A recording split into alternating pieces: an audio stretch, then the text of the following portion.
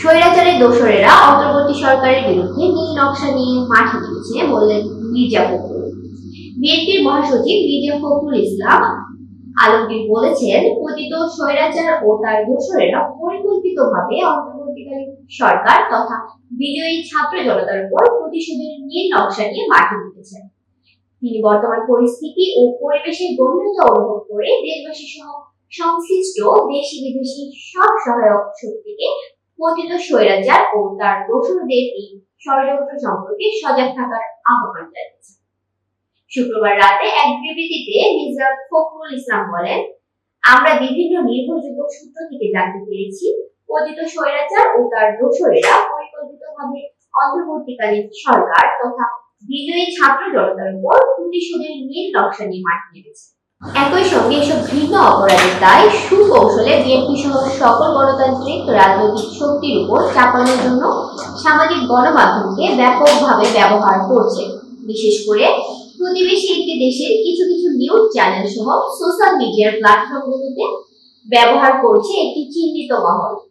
বিএনপির মহাসচিব বলেন, এই ষড়যন্ত্রে বিশেষভাবে হিন্দু, বৌদ্ধ, খ্রিস্টান সম্প্রদায়ের নাগরিকদের সম্পদ ও ধর্মীয় উপাসনালয়কে নিশানা করা হয়েছে।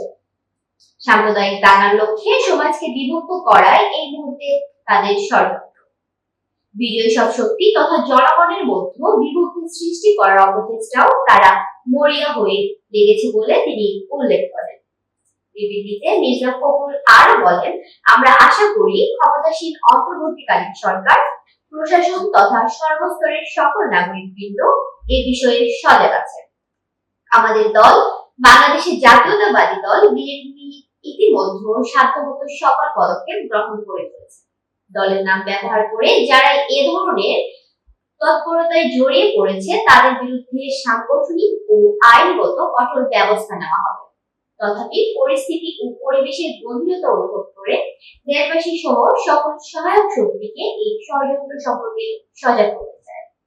সংখ্যালঘু সম্প্রদায়ের নাগরিকদের প্রতি বিশেষ আহ্বান জানিয়ে মির্জা ফখরুল ইসলাম এই ষড়যন্ত্রের বিরুদ্ধে যার যার স্থান থেকে সামাজিক সচেতনতা ও প্রতিরোধ গড়ে তোলার আহ্বান জানান।